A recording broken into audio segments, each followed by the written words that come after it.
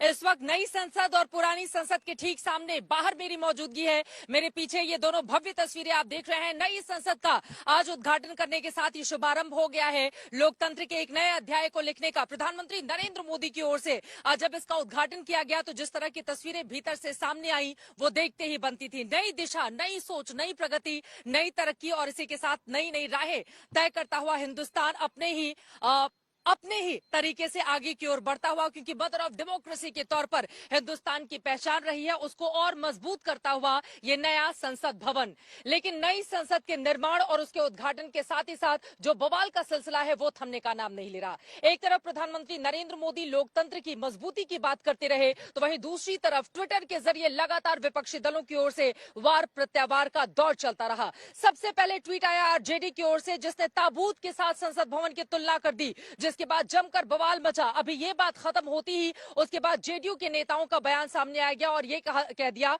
कि कलंक का नया इतिहास रचने की कोशिश में भारतीय जनता पार्टी लगी हुई है।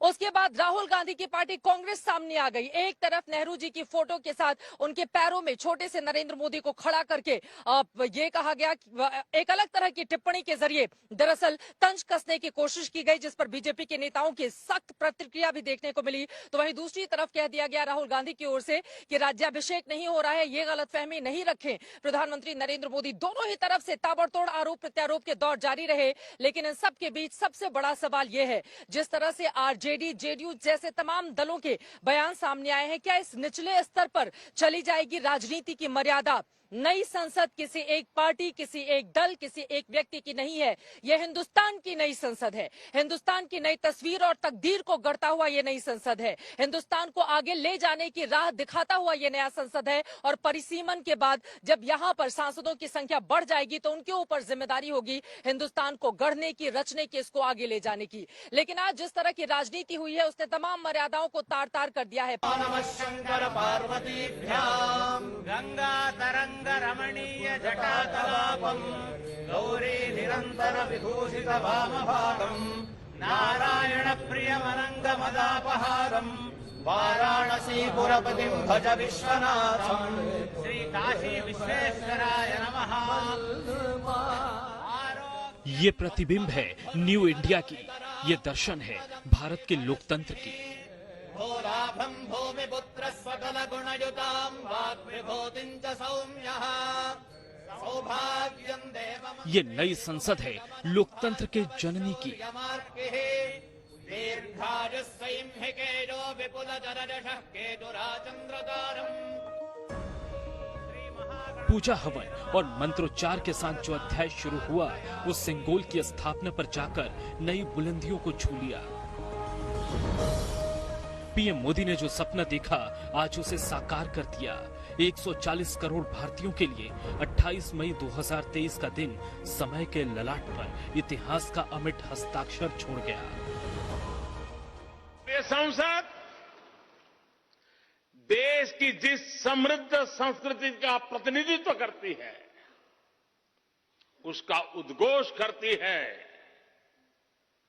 शेते निपद्यमानस्य शेते निपस्य मानस्य चराति चर्त भगः चरैवेति चरैवेति चरैवेति।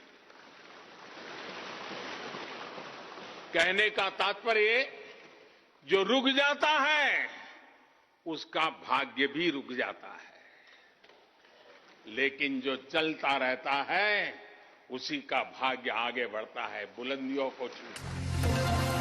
संसद के नए भवन के निर्माण में आधुनिकता और परंपरा का समन्वय साफ दिखाई देता है, जिसके बारे में खुद पीएम मोदी ने बताया। नए संसद भवन को भारत की परंपराओं का प्रतीक करार दिया। लोकसभा का आंतरिक हिस्सा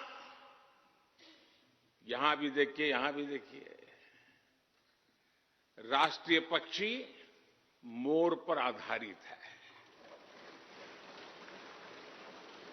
राज्यसभा का आंतरिक हिस्सा राष्ट्रीय फूल कमल पर आधारित है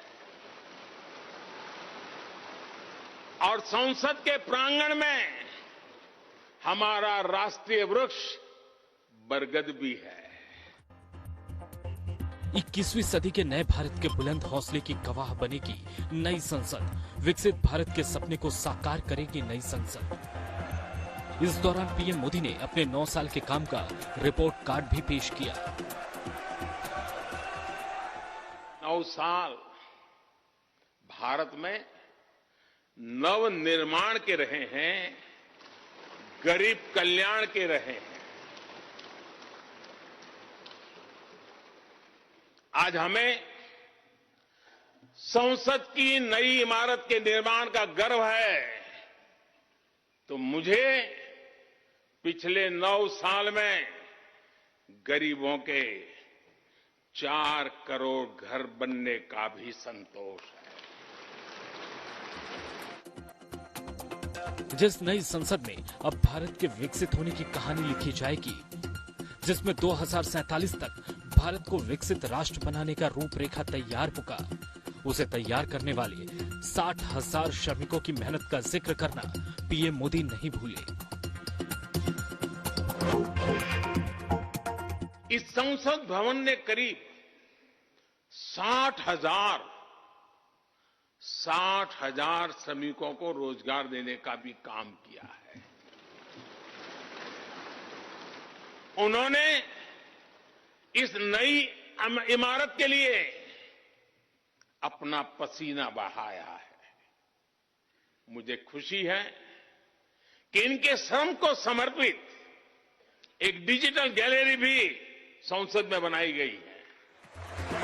यानी प्रधानमंत्री नरेंद्र मोदी जब एक तरफ नए संसद भवन के जरिए भारत की विकास गाथा का जिक्र कर रहे थे, उसी वक्त लालू यादव की पार्टी आरजेडी के ट्विटर हैंडल से सियासत के सबसे निम्न स्तर की बातें ट्वीट की गई।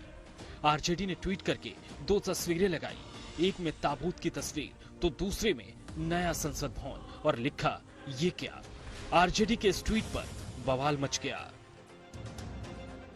ये नया सदन पूरे भारत के लिए, और जो ताबूत के जिन लोगों ने, जिस पार्टी ने इसको तुलना किया है, राष्ट्रीय जनता दल को 2024 और 25 के चुनाव में बिहार और देश की जनता उसी ताबूत में राजनीतिक तौर पर बंद कर देगी।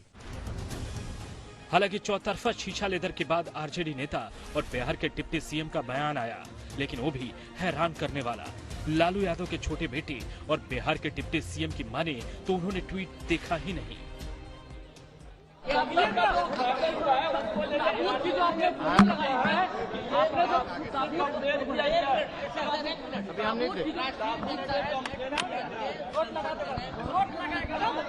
आपको जानकारी नहीं, देख रहे हैं। बिहार के सीएम नीतीश कुमार की पार्टी भी इस ऐतिहासिक मौके पर सियासत करने से बाज नहीं आई। देश के अंदर में अघोषित तानाशाही लागू करना, मोदी इतिहास लागू करना, नए संसद के भवन के नाम पर देश के कलंक का इतिहास लिखा जा रहा है। आलोचना के स्वर कांग्रेस की तरफ से लगातार उठ ही रहे हैं।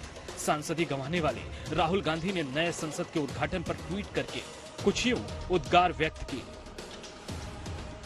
इस देश में एक तानाशाह ने अपने राज तिलक का स्वांग रचा। इस देश में एक ऐसी संसद का उद्घाटन हुआ जहां लोकतंत्र को छोड़कर सब कुछ है। यानी नई संसद का उद्घाटन का मौका भी सियासत की छाया से दूर नहीं रह सका। जिसकी जैसी भावना थी, उसने अपने हिसाब से नए संसद भवन के उद्घाटन को लेकर परिभाषा गढ़ी। माना कि लोकतंत्र में आलोचना जरूरी है, लेकिन जिस तरह के बयान और टिप्पणियां इस खास मौके पर विरोधी खेमे से आए, अगर वो नहीं आते तो शायद स्वस्थ लोकतंत्र के लिए बेहतर होता।